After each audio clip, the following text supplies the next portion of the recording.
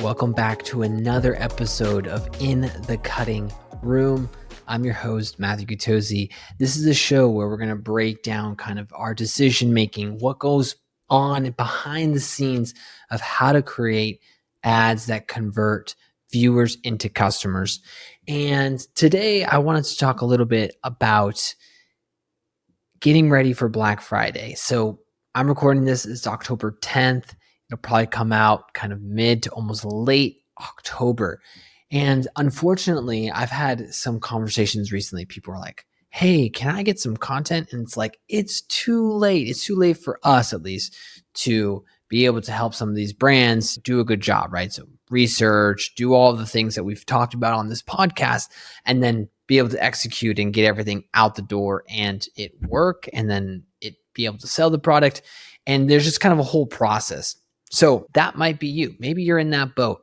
What I wanted to do was kind of talk about last minute prep for Black Friday, things to think about, things to be aware of.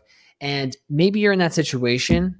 There's actually quite a few solutions of how you can actually be ready, get enough content that you need for Black Friday. So what I'm going to do is I'm going to walk you through how to get set for Black Friday. And maybe, hopefully by the end of this episode, you'll probably feel a little bit more relieved because maybe you don't need as much as you think you need.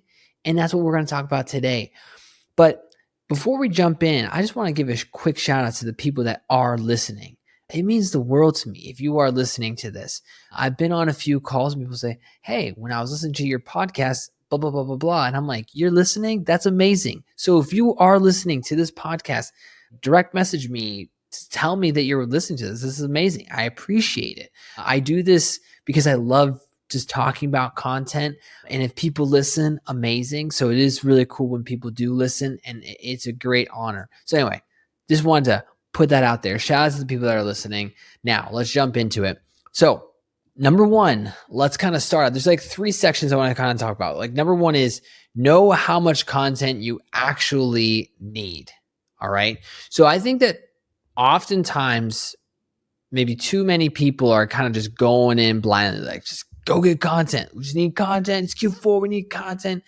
And they're not really thinking about like how much they actually really need. And I think that also is the reason why people feel analysis paralysis. Like they actually feel paralyzed. They feel like, oh my gosh, I need to have a ton of content.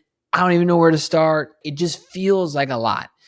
The best thing is just to like actually just take a step back and think about things a little bit more logically. Like if you're only going to increase your spend by, let's say 30% than usual months, like you don't need like 10x the content. And some businesses are more seasonal and have a heavier spend in Q4. Like maybe they usually spend like 50K like for 9 months out of the year. And then for the last 3, they're spending 500K, right? Okay, if that's the case, then you probably need some content, right? The increase, you'll really need to increase the amount of content that you'll need. So I think that it's obviously different for each person. I'm not going to tell you these are the ads that you need because I don't really know. I don't know your situation. But before you think about what content should I go out and get, how should I do this, whatever, all that stuff, just genuinely just think about your spend. How much spend are you planning? Even if you don't have content, you probably should have at this point projected some sort of spend, revenue goals, profit goals, whatever it is, right? So take those goals, take those forecasts and kind of work them back. Think about what content do you have now and include also like the content you've had over this past year, right? Think about all that and think about how much more content you would actually need to match that spend.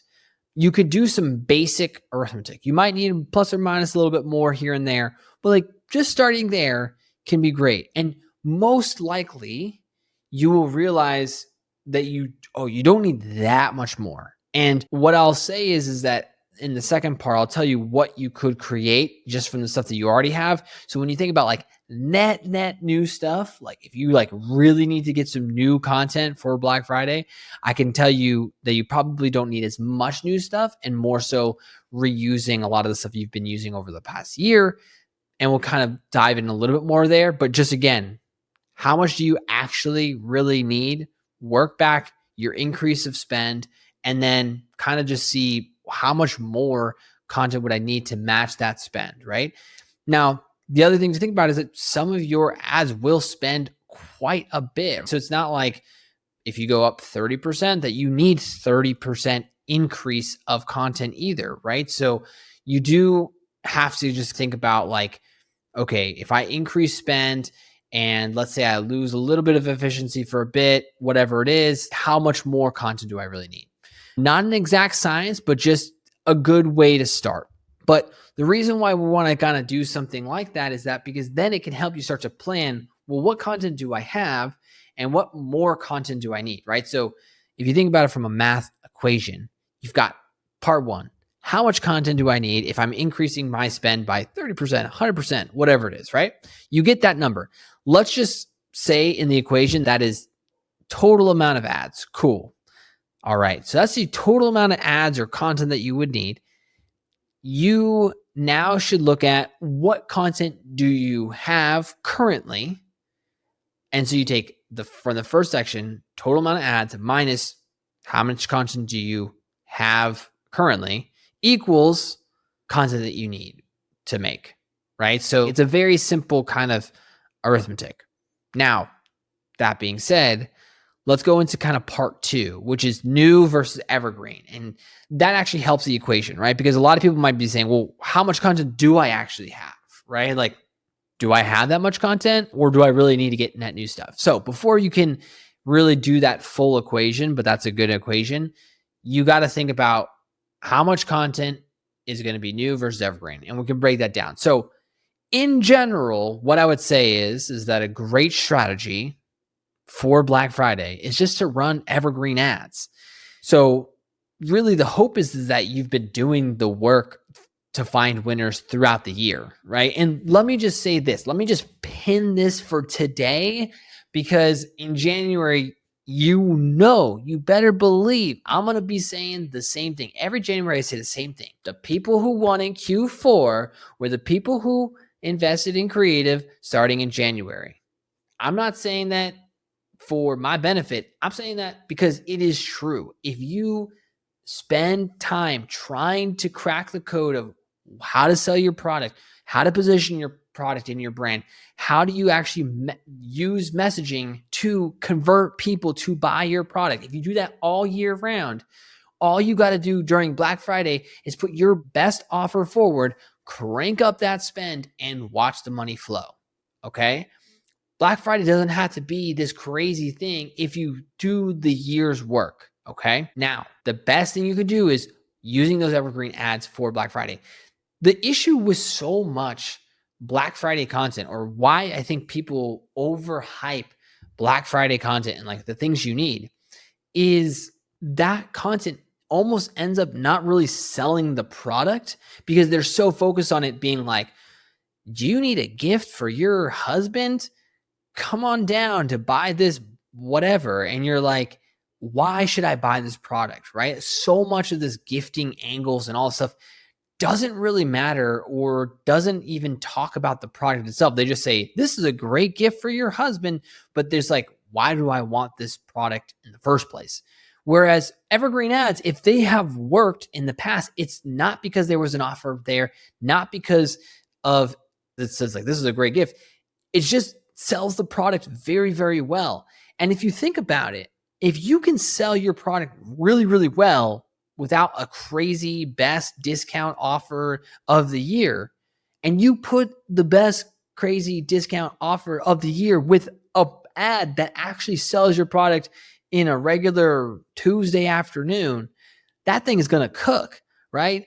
Who cares about gifting? Sell the product, right? So ads always have to sell the product.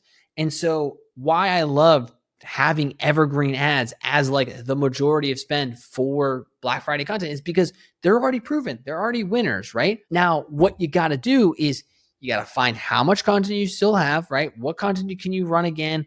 What would make sense? What works well?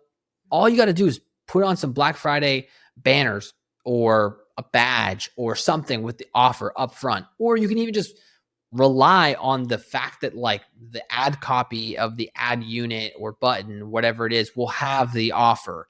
Then all you got to do is make a bunch of statics with Black Friday content or offers, excuse me. And that's majority of what you need to have. That's it.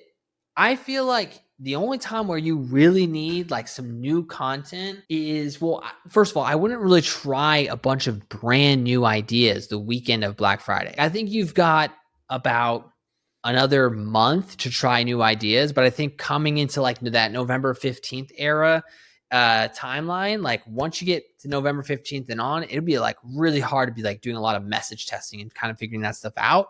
Not impossible, but you really want to get your ducks in a row November 15th. Okay. So for me, I'm like, you still have time to like try some new stuff. Definitely try some new stuff. We're trying some new stuff for all of our clients. We've got big shoots. We're trying a lot of different things, but also it's to really get us ramped up for end of November, right? I don't feel like you need to have a ton of new content. The only time where I feel like, wow, you really need some new stuff is if you have like a limited drop, something so specific to like this Black Friday. So limited drop, a limited SKU, a collaboration. Maybe there's like some sort of contest that you're running, whatever. If it's not like 25% off, right? If it's like something a little bit more intricate, okay, you could play with it a little bit more. I'm cool with that. So again, these are just general things that you should be thinking about to get your creative strategy and your content ready. Obviously, each brand is going to have some differences, but I think that's generally like a very good place to run it.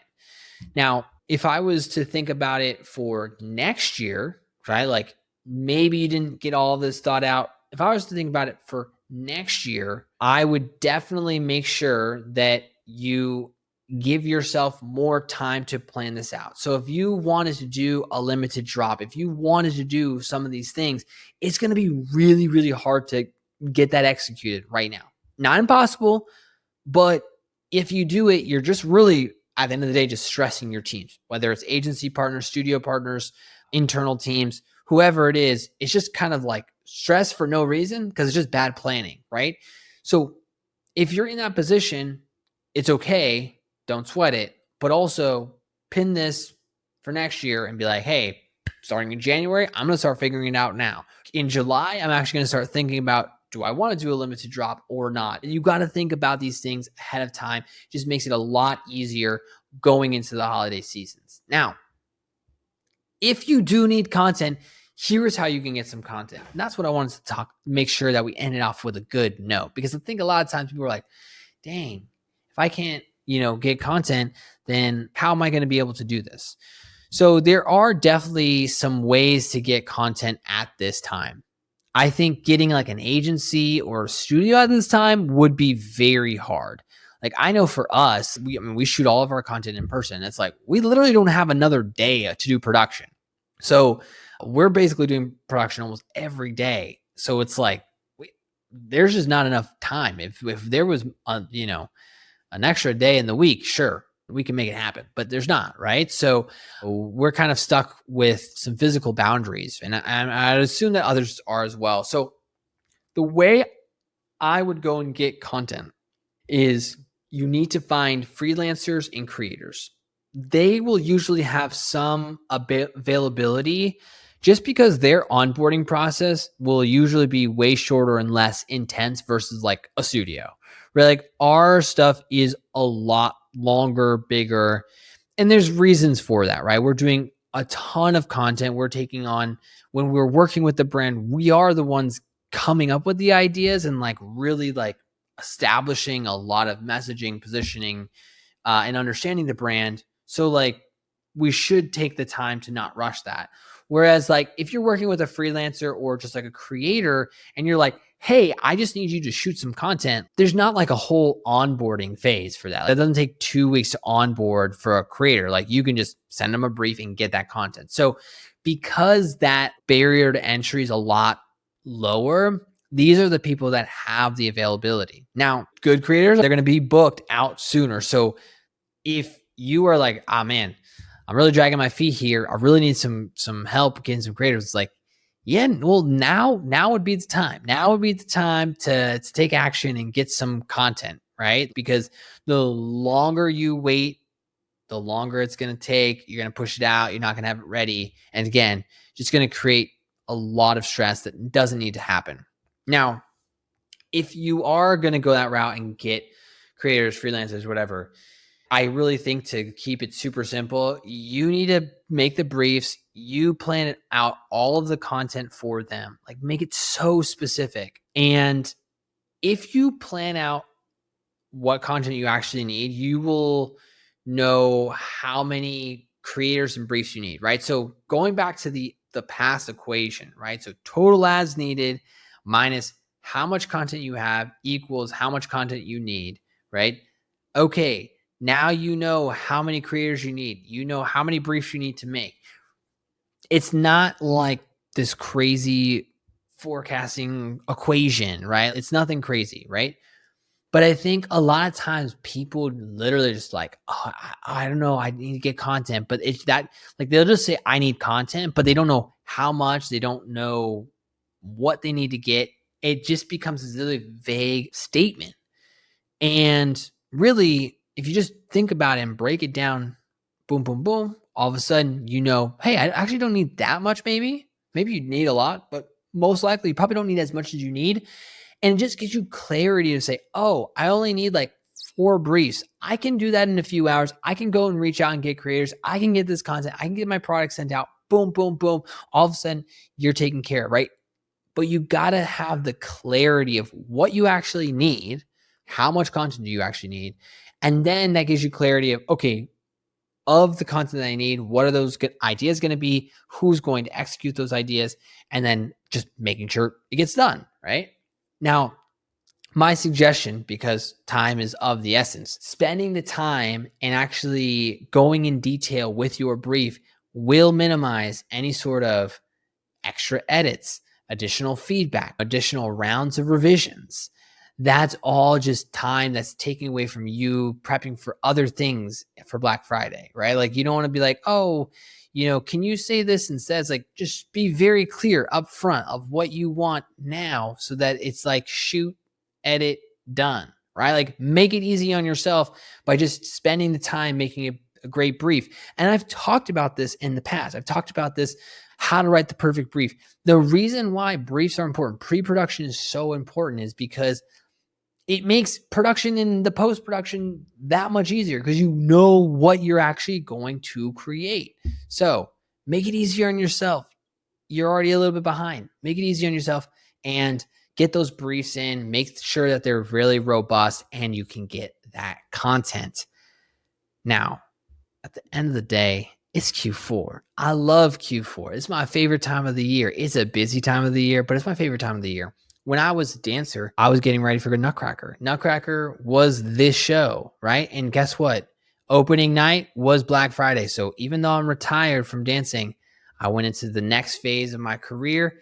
Black Friday is just as important, just a different thing. Instead of opening night of Nutcracker, it's the opening night of Ecom. So it's a special time of year. You just like, in October, it's getting a little bit cooler. We're just getting ready for an exciting time. One thing that people don't talk a lot about or hasn't talked about for this year's Black Friday is the fact that it's at the end of November. I think it's the latest it can be for a Black Friday because the November 1st is a Friday. So then Thanksgiving is like super far down. So it's like a long time. So Cyber Monday is actually December 2nd, I think. So it's interesting. Nobody's really talked about that because why I think that's interesting is that means that the time between Black Friday, Cyber Monday, and Christmas, or at least shipping cutoffs, is shorter than other times. Whereas if it was in like the 23rd, you'd have like, I don't know, an additional 7 days or something like that, or like additional week after Black Friday. Maybe people will run their sales early, so it doesn't really matter. But I do think that that's kind of interesting to think about how it's going to be more of a compressed time. But nobody's actually saying that. So maybe that's just me making something up. I don't know. But let me know your thoughts. Anyway, hope this was helpful. Trying to get this out, get you guys ready for Black Friday. And again, the lesson you can take away outside of what to do for Black Friday and getting ready is the fact that you've been doing the work all year long. And now this is just a celebration of all that hard work. So think about how you're going to be able to do a great job this Q4, but then also pin it in the back of your head. Hey, you know what? January might be a good time to start thinking about reassessing creative, thinking about creative, because I want to make sure that my Q4 next year is even better. And that's only going to happen if you work tirelessly going after great content, great ads, day after day for the whole year. That's it. It's a quick one tonight. Thank you so much for watching, listening. I appreciate you. If you're here, thank you so much. It means the world to me. You guys do not understand. I'm just a guy who talks about content. I get to make content for great brands. It's a dream job. I love what I do, and I hope that you love what you're doing. And that's it. I'm rambling. All right. Bye. Peace.